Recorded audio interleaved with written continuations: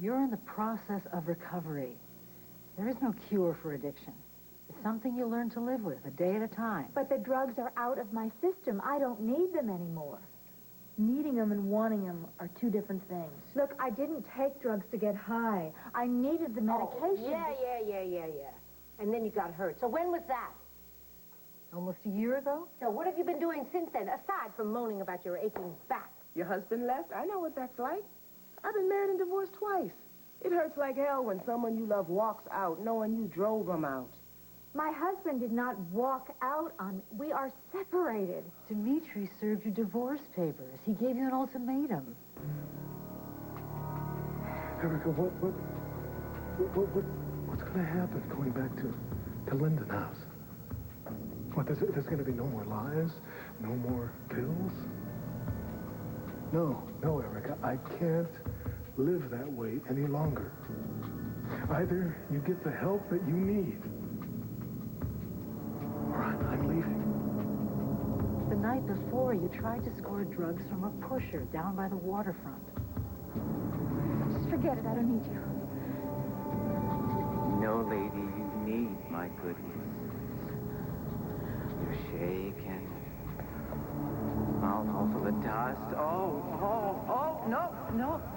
No, your head is pounding. I know what you're going through. I've been there.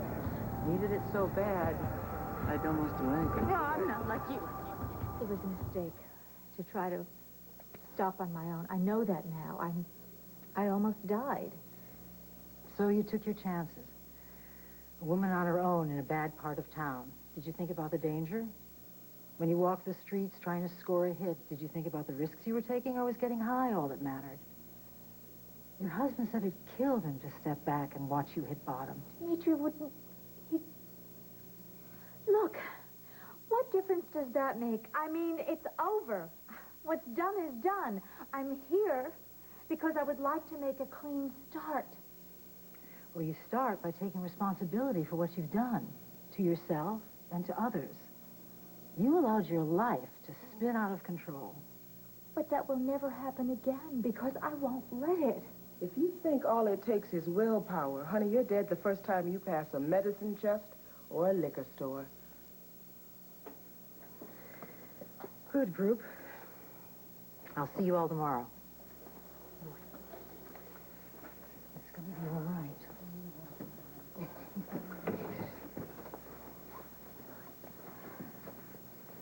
What a bunch of sick losers.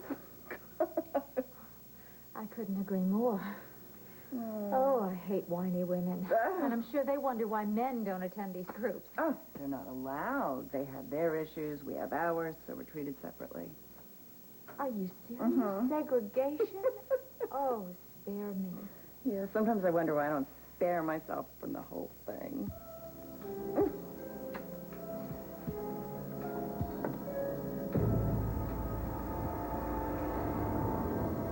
Think of the amazing story we're going to be able to tell our son, how his father delivered him in the backseat of a van in the middle of an ice storm. It's incredible. Let's just hope it's our story to tell.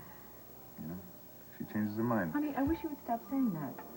Please. I mean, she hasn't even given the slightest interest in the baby. That was before the baby was born.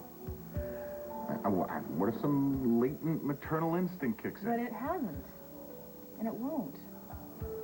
I mean, as far as Kelsey is concerned, we are his parents now.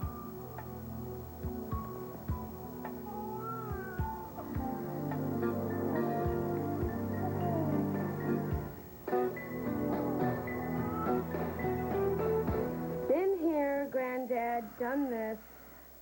The baby is going to Edmund and Maria.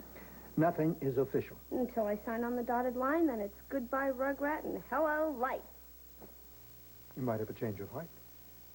See, I'm thinking backpack through Europe, not Jerry Terrier in the park. I've seen women come into the hospital determined to give their babies up for adoption. But when the babies are born... Then they turn into instant Earth mothers. Any resemblance between me and a life-sustaining planet is purely physical and only temporary. All I'm asking is that you hold your baby. Why are you trying to force this baby on me? I'm not. me to touch it and to hold it. You think the dimpled cheeks will make me go all goo-goo and that I'll succumb to the smell of talcum powder or feel something that I don't. It's not going to happen, Grandpa. This pregnancy was a huge mistake. I don't want this baby. I want a life. I want a career. I want to have fun. I can't do that and drag a baby around. Okay, I understand. No, I want you to understand something. Up to 20 years ago, it was a common practice not to allow a natural mother to have any contact with a baby that she was going to give up. We feel differently now. Now we believe that allowing a mother to spend time with a baby gives her permission to hold on or to let go. It's a great heartache, Kelsey, to give up a child only to regret it later on. So before you sign those adoption papers, I want you to be sure. For your own peace of mind, I want you to see your baby and hold him. Listen with your heart. And then you make up your mind. You say hello or goodbye.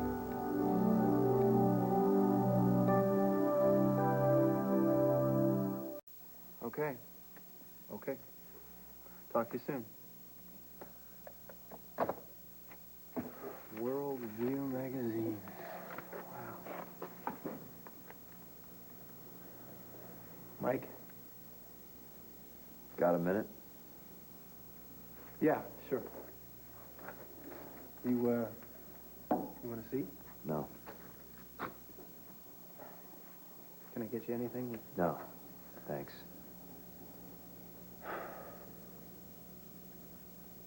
How are you? Hanging in there.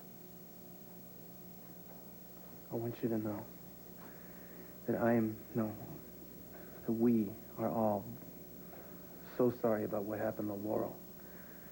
If there's anything I can ever do for you, you say the word. Yeah, you call turn me, back I'll- time. I'll say no. I won't do the cutting edge, and my sister will be alive. I wish I could.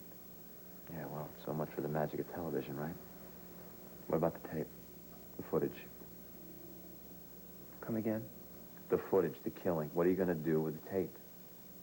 Michael, I met with WRCW's owner and the station manager last night to discuss this, and it was a very grueling conversation. We weighed the pros and cons very carefully, but in the end, Adam, Liza, and I all unanimously thought that we should air the episode, carefully edited.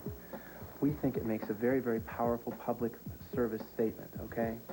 With a very strong anti-violence stance. You want to use my sister's murder as a public service? Are you kidding me? Policy of WRCW. What are you going to title this thing, huh? Death in the Afternoon? You can promo the hell out of this thing, We're can't just trying to you? make Laurel's death mean something. Mean something? It means ratings. It means revenue for your sponsors. Don't hand me that crap about public service and social reform and everything else. It means money. That's the bottom line. You're going to make money off my sister's death. How low will you go, Tad? What's next? What's for next week? Public executions on TV? How low will you go?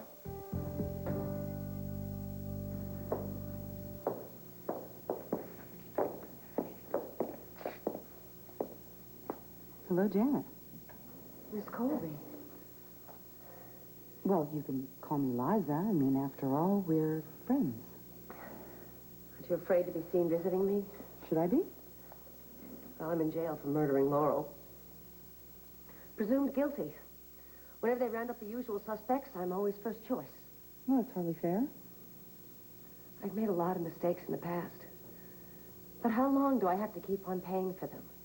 It's like when I did your show before. Let's fast forward just a little bit. The day of the taping, when Laurel was shot, what really happened? I was at the studio to see you. And there was a crowd all around. And they were upset and angry. And then I heard a gun go off. And there was a lot of screaming, and then someone said, "Get down." There was noise and confusion, and after what seemed like forever, I got up, and the gun was lying there on the floor. Well, it had fallen right underneath me. And that's it? That's your story? It's what happened. but you believe me, don't you? Janet, the guard can't hear us. You can speak freely. But that's the whole story. Oh, come on, Janet. Jury's not going to buy that. I don't. Do you think I'm guilty? He was an eyewitness at the crime scene. And unlike you, cameras don't lie.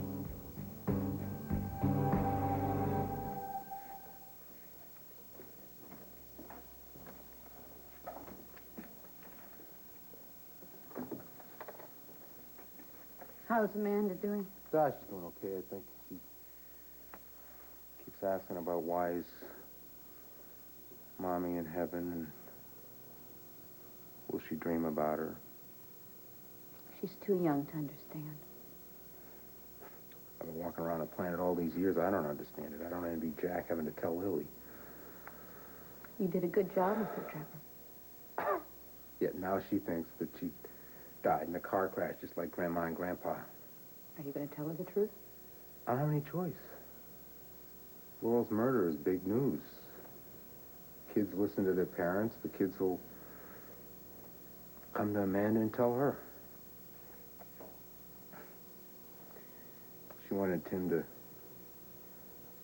read her a story, the one about the witch in the gingerbread house. She said it reminded her of some cabin she'd been in where the woman didn't want her to leave. Kids and their imagination. I don't think it was her imagination. Maybe she remembers the cabin we stayed in on the honeymoon trip up in Canada.